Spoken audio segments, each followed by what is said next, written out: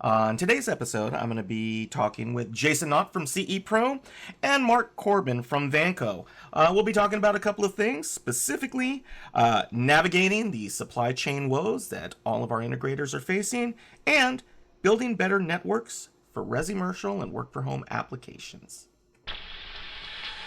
The network for the AV industry. What are you listening to? This is AV. This is AVNation. This is AVNation. This is ResiWeek, episode 337, The Awkward Nephew. Support for AVNation is brought to you by Extron, industry-leading technology backed by world-class support. This is ResiWeek. As you may notice, this is not Matt Scott. This is Uncle Richie, Rich Fregosa. I'm filling in for my good friend Matt today, and we've got a lot of things to talk about, a couple of things actually. But before we get started, I'd like to introduce two gentlemen who I am very happy to have here, and obviously are going to do most of the heavy lifting since I'm pitch hitting for Matt on this one, and I am super fortunate to have these two gentlemen here, best guys for it. First off, it's Mark Corbin. Mark is the president of Vanco International. Mark, great to have you here. Thank you so much, Rich. Really looking forward to talking with you guys today. I'm very excited about it. Well, I had the opportunity to interview you guys not only at ISE, but also at Infocom, so I've gotten definitely the deep dive of it, and a lot of products, a lot of information to process. The next person is somebody who I've known for quite a long time, a friend of the show, but just a friend in general. Jason Knott, the editor of CE Pro. Jason, it's always great to see you. Welcome. It's great to be here, Rich. Thanks for having me. And if you're Uncle Rich, then I'm awkward nephew Jason. We'll work with that one, right? Okay. You know, everybody needs one of those. By the end of the show, we're gonna have a nickname for Mark, right? He'll be. I'm afraid to know what that might be. Right, distant cousin Mark. Yeah. So, there are a couple of stories that we wanted to talk about this week. The first one, and ironically so, comes to us from CE Pro. CE Pro has a story that is obviously something that we've talked about a lot. But still is going to be a conversation piece for the rest of the year. The story starts with distributors offer their best advice for navigating the AV supply chain. This was kind of interesting because this is a obvious issue for dealers, for manufacturers, and everybody's kind of pitching in and trying to figure out how, to deal with this issue. We deal in technology. We deal in products that require chips, that require electronics, and there is something called a global supply chain shortage. And, what they go into, this is interesting for me, was that we talked to the dealers. But this was, how do the intermediaries deal with it? Distributors are in a rough position because, right, they hold product, and if they don't have product to hold, they can't get it to dealers. And so they're article, which I would definitely suggest when you check the links after, talk about some of the basics of how to deal with what is going to be the ongoing supply chain issue. Everything from basics like communication and, forecast planning and everything else. And, I'll touch back on the story in a second. But, Mark, I'm going to go to this one with you because this is great because you're a manufacturer. And obviously, if you go to the dealer forums and the boards and all of the online groups that are out there, you can throw a nickel and hear about a dealer supply chain issue and woes and it's definitely affecting business. But we don't always get the opportunity to sit and talk with the manufacturer. And, I think sometimes the rough part is that although people know that you're working hard, they don't always appreciate that you're working hard. Let's talk about this a little bit from, let's talk about the distributor side, because you obviously deal with distributors and your experience with that, but, really more importantly, the manufacturer side. Sure. It's funny. I was looking at the article, and this is a great question you're asking. We're blessed to really deal with all these distributors that, commented, and I definitely know Helia well too, but it's interesting because we really, as a manufacturer, we've had to work extremely closely with our distributors, and that's the absolute truth. If you read through the article talking about brainstorming extra inventory to get brought in, over ordering certain items, that's really important when you're communicating directly with the distributor. You have to have a game plan when you're having shortages. You have to be upfront. Communication has to be extreme because things have been changing monthly, to be honest with you. We could go from a 9 to 12 month lead time to all of a sudden a 6, and those kind of things have to be communicated immediately just from an inventory standpoint. So on the distributor side, it has been extremely important for us to communicate thoroughly with them and come up with game plans for each distributor depending on what their forte is, whether it's security, AV, speakers specifically, flat panels, whatever it is, right? Those things have to be addressed. From the manufacturing side, what's become extremely challenging is, one, lead times, but two, some of your products don't have those lead times. So if, for example, you're in the cable industry where we're not utilizing chipsets nearly as much unless they're active cables, it isn't as big of a deal. So your ordering can differ between on the product you're dealing with, especially amplifiers, for example. We've all heard the horror story of that. We as a company have been actually having to side buy chipsets just to be able to try to deal with this, because even from our true manufacturers who should be buying the chipsets with us in China that we're having to go to a whole different facility just to get chipsets to finish off products. That also adds more QC time though. So what's been really interesting is as you're trying to build your inventory when you can get it, you're also trying to figure out how can you get other pieces to really fulfill the rest of your orders. And it's a very interesting process. And this goes for speakers, it goes for amplifiers, it goes for any kind of Wi-Fi control piece, wireless piece, any kind of Bluetooth piece. These are the things we're all struggling with. And to your point, trying is all we've been doing, and to be able to even forecast these things is a challenge. And our biggest fear as a manufacturer is, and we talked about this, I think 2 years ago, we were getting products fine, and now we're seeing we can't get products. Well, my biggest fear is that chain will eventually catch up.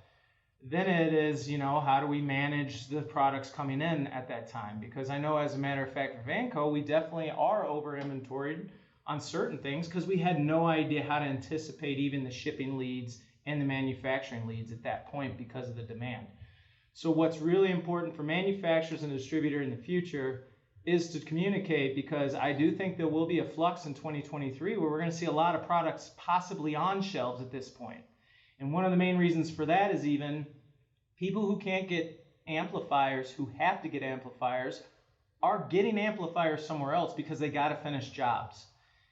That will cause load up on inventory, which will be an interesting case come in 2023. And that, as a manufacturer, I do pay attention to very closely, because we will see a point where we're back into inventory, but our distributors could have a lot of inventory on their shelves just trying to fulfill back orders. Those back orders could get canceled due to the fact that they're having to use other products to solve things. So it's going to be in my opinion, it's probably going to be a tough battle up until 2023 when we start to see inventory levels come back to a full standard. I'm going to go ahead and circle back to that in a sec, but I want to get some input from Jason. So Jason, obviously, CE Pro and the other magazines that you deal with. You're in the heart of it. You guys are running obviously this story, so this is obviously newsworthy, and it stays in the news cycle. From your perspective, being able to deal with dealers and with distributors and manufacturers and kind of being the fly on the wall, where do you see this going? Where, we've got everybody offering advice at this point, and we kind of keep going down the chain. In terms of when you're speaking with dealers and with your distributors, we're halfway, we're past the halfway point of 2022, right? Where do you see that this next section as we close 22 and 23 as it relates to this story? Well, what Mark just brought up was fascinating to me because it's something I hadn't even thought of, that tipping point might happen where the demand is going to catch up, the supply is going to catch up to the demand, and then it's going to reverse situation. So that's going to be very fascinating to watch. I'm amazed. I just saw something yesterday from a major manufacturer, not in this space, but in the technology space, excuse me, saying that they think this is going to go into 2024, which is amazing to even contemplate. But just kind of coalescing this article, if people didn't get a chance to read it, there's some really good tips in there, and I'm just kind of run through the ones that I kind of pulled out that I think integrators might want to focus on. One is order early. The earlier you order, then the earlier it gets into the system. Also, that cuts down on expedited shipping costs that you may have had to carry in the past. Look at stocking up on key high turnover items. Even if you don't have a sold product and you have the cash flow and you can maintain some sort of a small inventory as an integrator, go ahead and buy some of those extra products for future projects, even though you haven't sold them yet, if you have the money. This might be the time to investigate some new brands, as Mark said.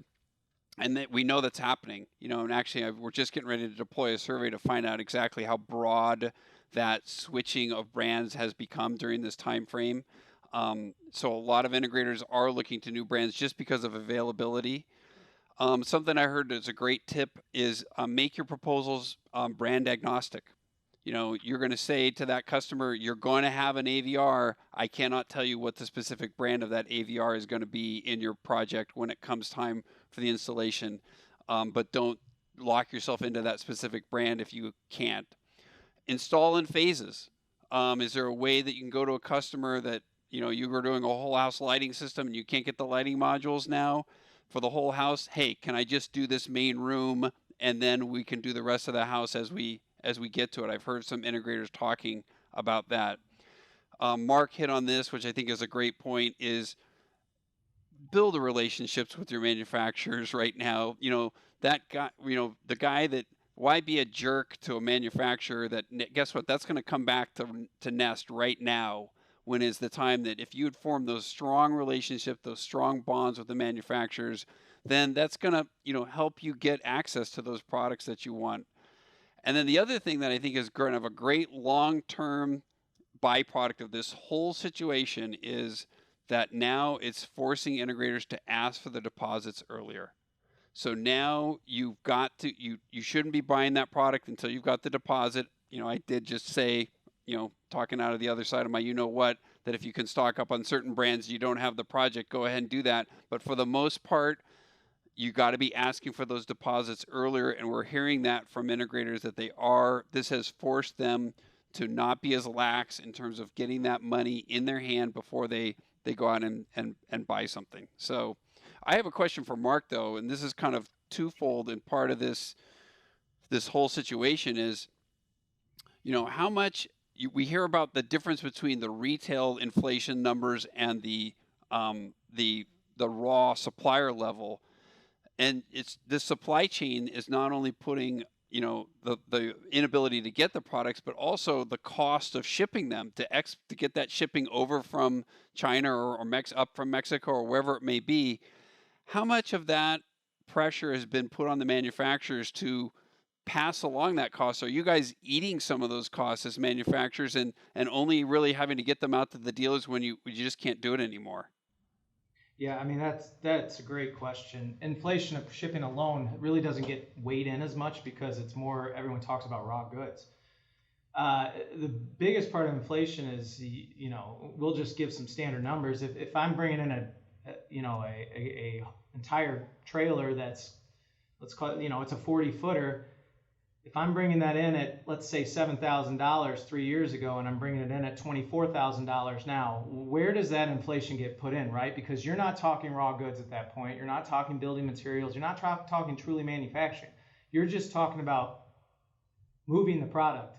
So as a manufacturer, that has been one of the most extreme challenges, is that we couldn't even predict that inflation of how difficult getting products overseas to here would cost, and not to mention just the inflation of containers alone.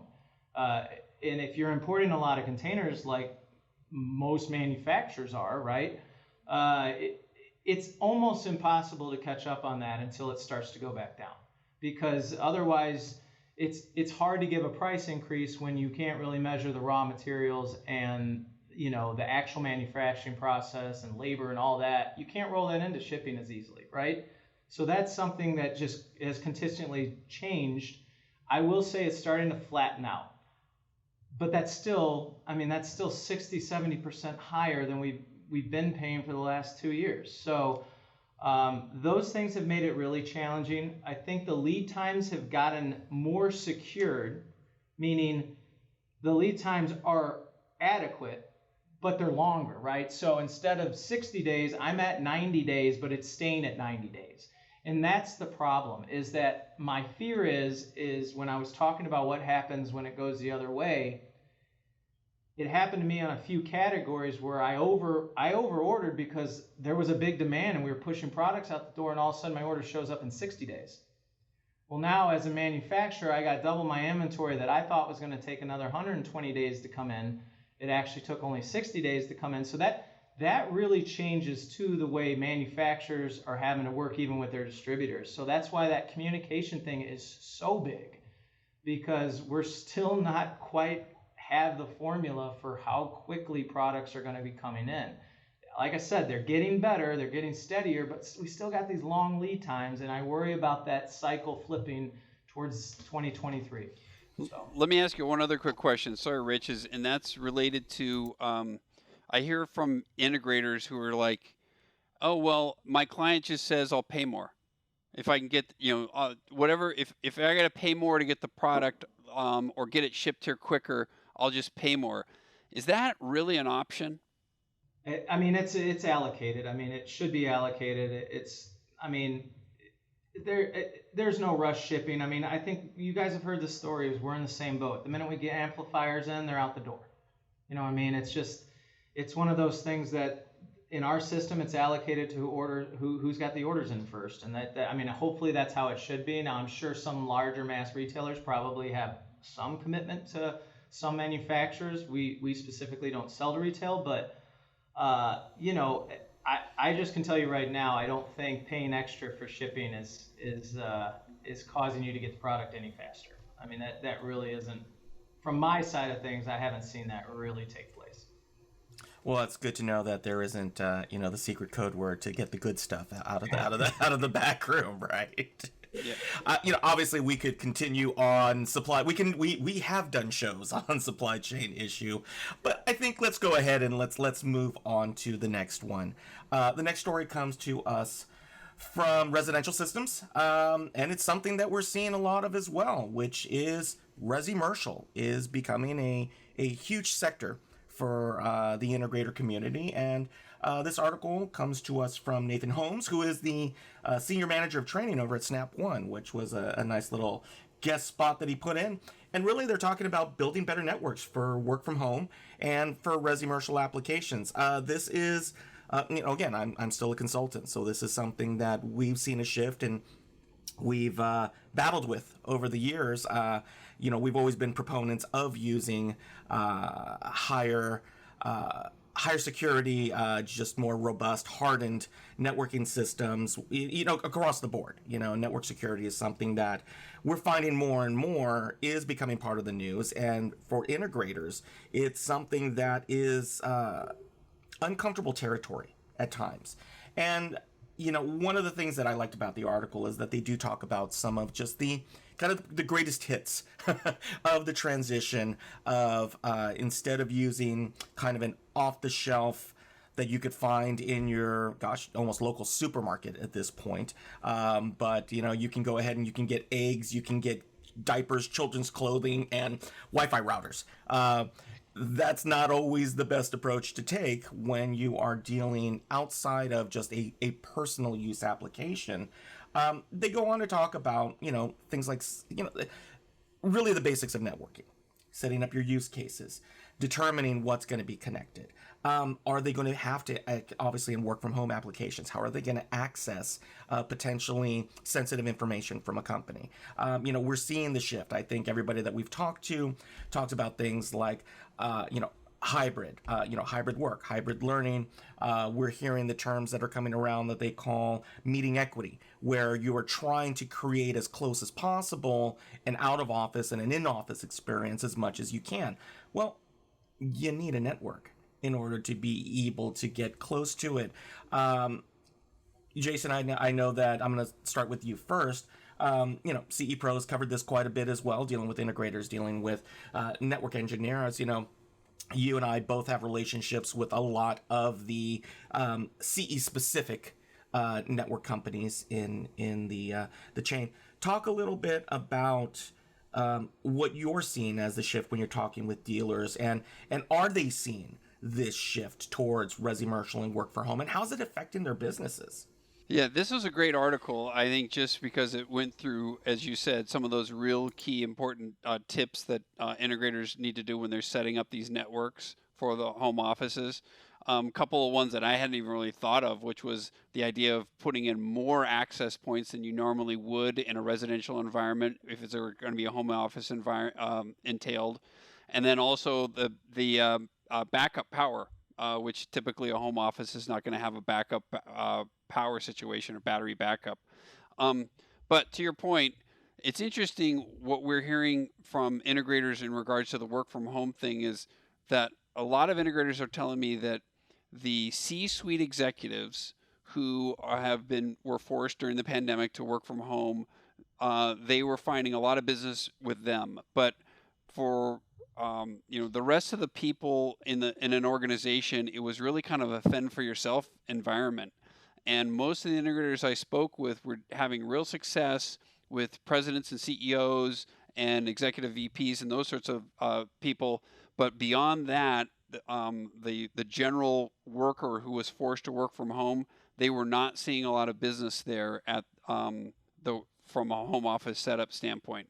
So the one other thing about this article that I think is important to point out is, and you touched on it, the security measures.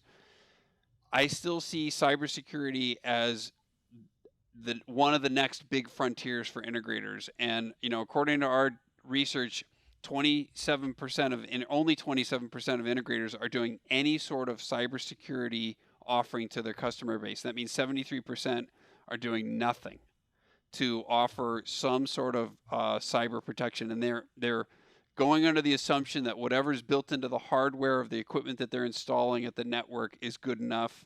And I think they need to really look hard at cybersecurity. We just ran an article last week on CE Pro, if anybody gets a chance to check it out, about an integrator who fell prey to a phishing incident via his email, and it cost his builder $62,000 in a wire transfer that came from his email being hacked. So it's something that integrators need to address on the network side. Yeah, no, absolutely. It is a great story, and we are hearing more and more about it. And, the liability issues as integrators do start becoming more involved with the network. Obviously, we're moving to an AV over IP world. We see it. I mean, Jason and I go back to the days of, when we still had to hand solder DB25s, and VGA cables, and the analog world had your security was more a matter of just get the signal over there first, and then we'll worry about if somebody else can see it next. But it is rapidly evolving, and like I said earlier, I had the opportunity to do some pretty extensive booth tours over at ISE and Infocom with Vanco. I mean, you're heading into it's if there's a skew, there's that digital duct tape that you guys are providing for it at this point. Where and again, from the manufacturer standpoint, you're not necessarily making networking products, but you're making devices that have to operate on these networks. Absolutely, yeah. This is a great article. I agree with Jason. This is a really good read, and some of the things that really I noticed stick out, because even when we're manufacturing, it's funny because this is definitely like, how does an integrator set up a network? How should it be done? But it's really not much different, guys, than when I'm sitting here looking at my AV over IP and I'm saying, okay, read this article. It's pretty amazing, right? I mean, adhere to the industry standards, right? what is everyone, what does your system need to be set up for? For example, if I'm making an IP system, do I know exactly the right router to have? Do I have the right, power? When it comes to, I love even the fact that they go down into wire when possible, hardwire when possible. Little things like looking at your 5 gig between your 2.4. A lot of people don't realize that if you're using a dual banded router, you will lose some, when it's trying to figure out 5 gigahertz to 2.4, you get a communication error sometimes. These are all really important tips. And as a manufacturer, we really abide by similar tips, right? Even though I'm not truly a network manufacturer, I am still making sure that when I design a product, it's adhering to all the industry standards. It has the security in mind, right? Where it's capable of blocking out users and monitoring it. And I think the biggest thing is for any of the integrators and dealers out there, you have to be able to remote monitor everything, right? So it is so necessary to make sure that that network's protected, because if you need to get into it, a lot of guys are too far away to be able to, figure something out immediately. It needs to be remote accessible. And that includes all these products over IP, whether it be lighting, whether it be, video control, whether it be audio control. You're going to see audio over IP coming out this year. I mean, you're going to see a lot of this stuff, and it's never changing. So reading this article is extremely beneficial. I was very impressed with it. And I will tell you, from my standpoint, to Jason's point, I think there's categories of people that ResiMercial has really grown. Just from the manufacturer side, I'll tell you up front, sales, marketing, and to your point, Jason, upper management are definitely, putting in more ResiMercial just in their homes. But we've noticed just in the last 6 months that the, IP sales just in the Resi market have gone way up. And it just shows you that more and more people, to your point, Rich, too, are adapting to an IP dedicated system. So more than ever, this article means a lot. So it's very well done, and I enjoyed reading it. And it's fun to talk about, because, guys, we're just going to keep seeing this, and it's only going to keep enhancing. So. And like I said, I love having both viewpoints of, Jason, you're dealing direct with the dealers on one way. Mark, you're obviously dealing with your dealers who are like, we need product. We have to work their way through. Are we seeing that integrators? I mean, I think the commercial channel has always had a different route that they've taken, because when you're in an office building, you're in a corporate workspace, you're in a classroom, IT is typically not your sandbox. You're typically working hand in hand with them. Resi, and when you're taking that leap from one to the other, a lot of times you're the point of contact for the client. If you had one or two things that you would tell from your experience from the manufacturer side, and also, Jason, from what you've been dealing with the dealers, what would the advice be that you would be giving them if you haven't stepped into this market? Why should you?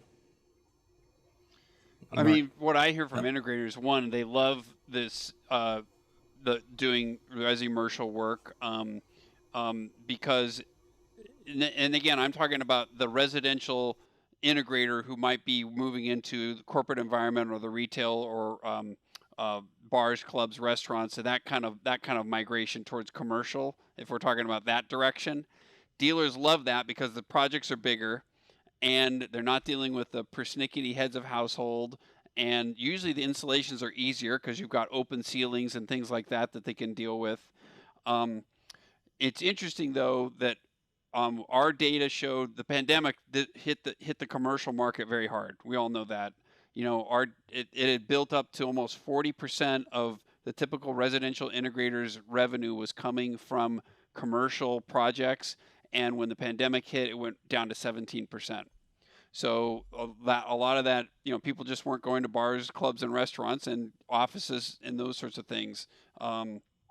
So I think it's coming back. We saw a 2% uptick up to 19% last year compared to the first year of the pandemic. I think it's going to come back even stronger. But I'll say this also: the crossover, the lines were blurring before, and it's going to continue. I've talked to major manufacturers who I've gone and visited, and they're showing me, unified communication systems and things like that. And I'm like, why are you doing that? And they're like, why are you showing me that? I'm here with CE Pro. And they're like, because any of our corporate boardroom projects that have fewer than 5 boardrooms are being done by a Resi guy. The large commercial pro AV guys, the projects are too small for them. So I don't know if that's changed in the pandemic or not, but that's kind of where it is hit. But the same reason that residential integrators diversified into commercial in 2008 when the housing market crashed is the same reason that I think you're seeing this cross diversification now when the commercial market was hit so hard. It behooves integrators of all types to have that cross pollination, in my opinion. Great. Mark, I'm going to tee this up for you. Vanco, bar and restaurant business, I mean, there's solutions that, I've spec'd them before. I've seen them before. There's lots of reasons why Vanco product makes its way into non-residential applications. Obviously you moved into UC. We've seen that as well. And one of the things when Jason was bringing it up and just talking about people going away, we've also been seeing another trend over the past 6 months that I didn't expect coming out of the pandemic was the reliance now, especially in resimercial, in hospitality, in restaurant, small bar, mom and pop shops, even like convenience stores. There's no more physical items anymore for like shopping lists or menus, or all of a sudden you can't walk into a place without a QR code and pulling it up. And if that system's down, you can't just hand somebody the old vinyl covered menu anymore. And I know that, part of, I've always seen Vanco is that you have front and center pieces, but what I've always appreciated is that you kind of, the sweet spot has always been the backbone pieces.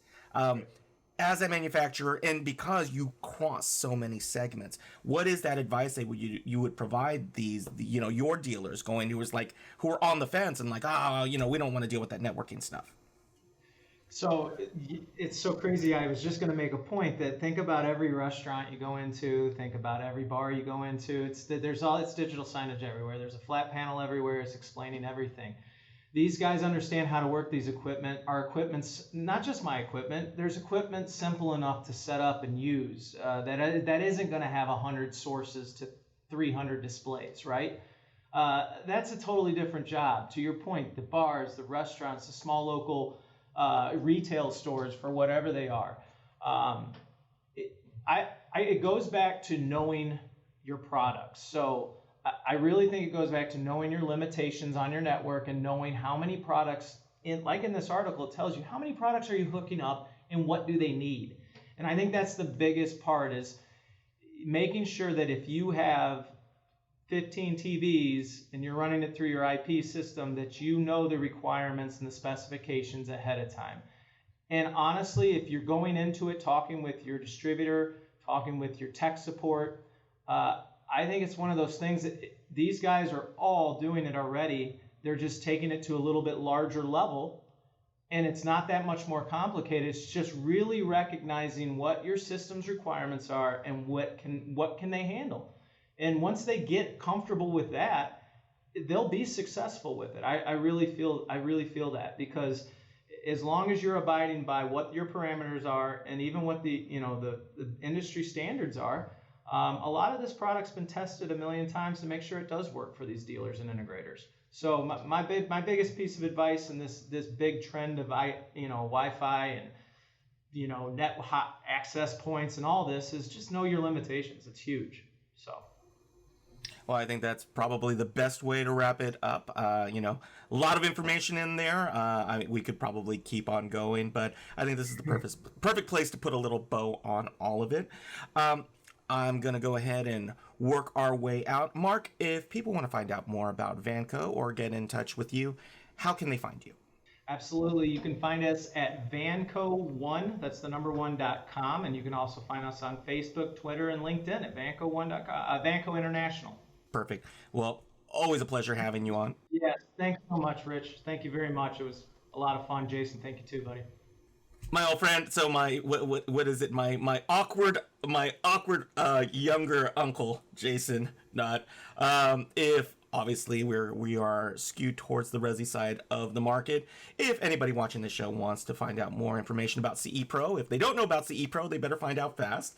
But if they want to find out more about CE Pro or get in touch with you or any other way, how can they find you on the vast interwebs? Yeah, the World Wide Web is still out there. So cepro.com is our website. Obviously, encourage everybody to bookmark that and check it. You can sign up for the newsletter there, which we do 4 days a week. You can follow me on Twitter, Jason at Jason W. Knott. We're also on LinkedIn and Facebook. We have a CE Pro group on both of those platforms. So I encourage you to reach out to us with any questions. Great. Well, as my good friend Tim Albright says, don't follow me. I have far more interesting people I'd like to point you to, like Mark and Jason. But if you do want to find Uncle Richie, you can find me on the interwebs. Type in my name, but you can find me at rfregosa on Twitter. Our company, we do have a consulting and programming company that's still around and actually entering our... I have officially entered my third decade in the industry as of, I think, July 1st. And you could find me on those various places if you do want to follow me. But the best place that I hope you can find me would be on our suite of shows. Obviously, we've got A State of Control with my good partner, Steve Greenblatt. We've got all of our other shows. We've got ResiWeek, all of our verticals. But the best place to find us is on AVNation.tv. This is Uncle Richie for ResiWeek, heading on out for AVNation.tv.